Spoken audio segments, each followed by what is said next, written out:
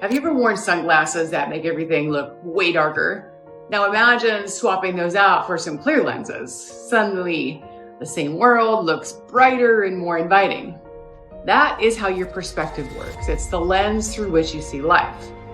When you choose to focus on opportunities instead of obstacles, or gratitude instead of complaints, everything shifts.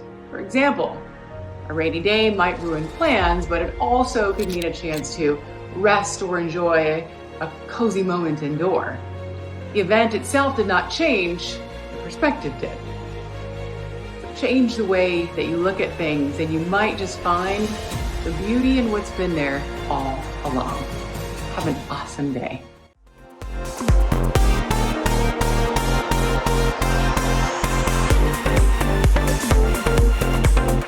Thank you so much for joining us. I am fangirling out today. I am so excited for myself, but also for you. I am here with Jen Guidry. What hasn't she done? She revolutionized the lending world, one of the top lenders in the nation, best-selling author, self-made woman, but you've switched it up. You have changed gears. You are now helping people work through their trauma. She's speaking to large audiences through corporations.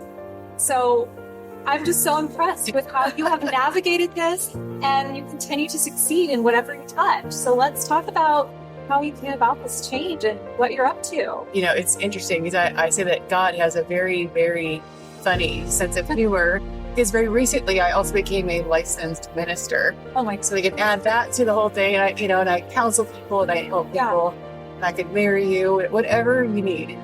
Stop shop. I love that.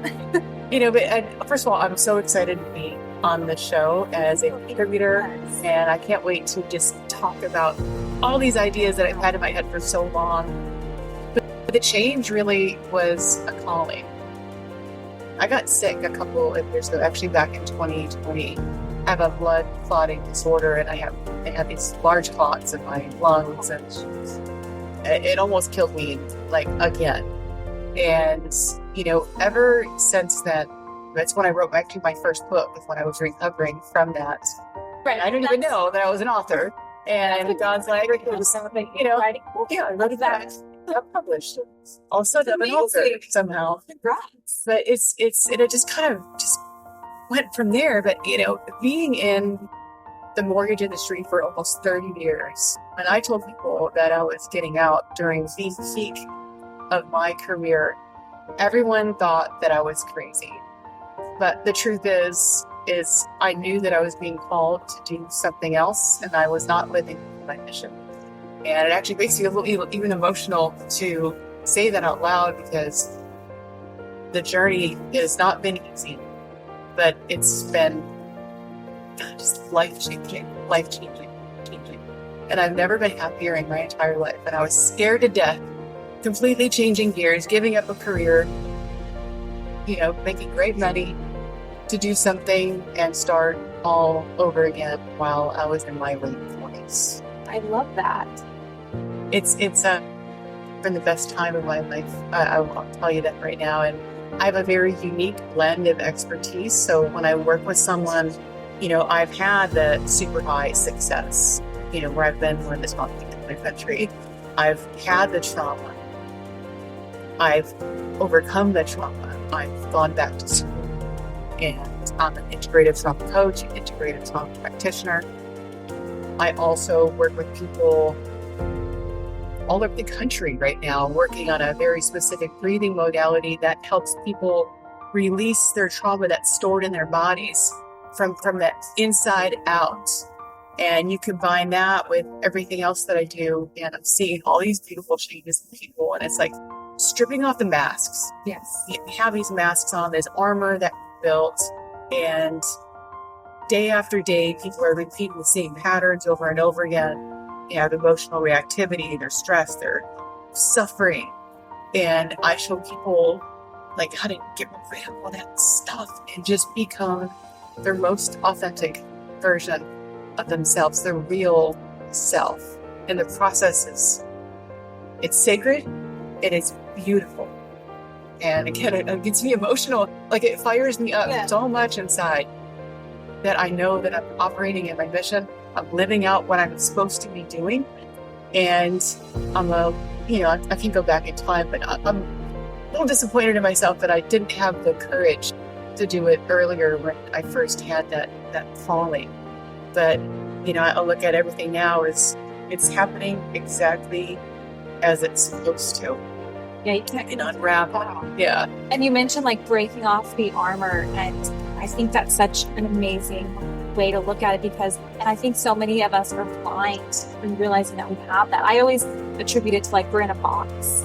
Sometimes we don't even know we're in the box. But so for you, how did you begin to recognize that you were shielding yourself in some way and push yourself through that?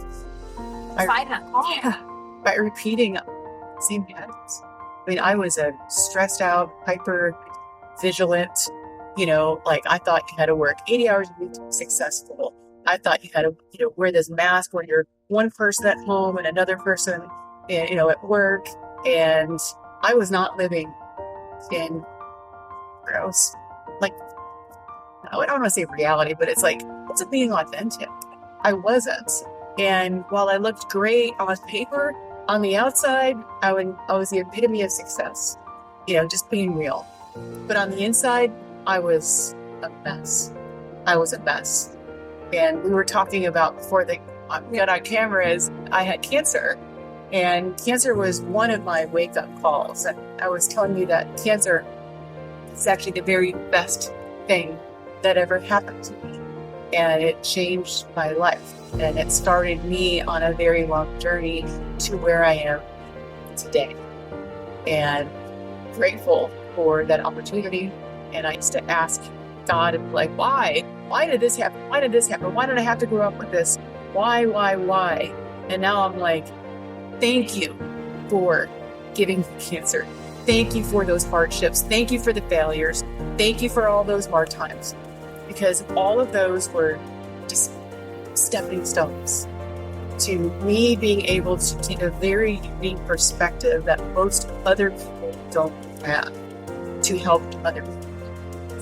I love it. As you can see, I know. I'm almost crying like I'm an emotional person too, and I'm like, so I totally appreciate that. And it's such a great, inspiring story in so many ways. But not only you brought success, and it was scary to leave, you did, and you found success again. So another great story. Thank you so much for being here. Yes, I am excited to be part of the show. There's so much more to come from you. Like, if you guys can't pick up on that, her energy, it's just feel good to be around. And I'm so enjoying this, and I can't wait to share more. So stay tuned. We will have more coming from Jen Guidry. Check her out on social media. She's got so much goodness to spread in the world. Do you ever feel like you're caught in a whirlwind of thoughts and emotions? When your mind feels scattered, grounding techniques can bring you back to the present. Grounding helps you reconnect your body and the here and now, cutting through feelings of overwhelm. Here's one of my favorite exercises. Find a quiet spot and sit with both feet flat on the floor. Close your eyes, take a deep breath, and press your feet firmly into the ground. Focus on the pressure points where your feet touch the floor.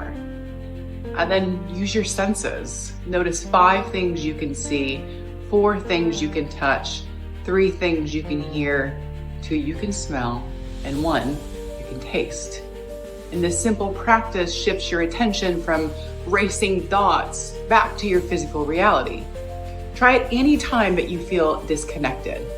Grounding isn't just a tool, it's your anchor for calm and clarity. Love it. But before we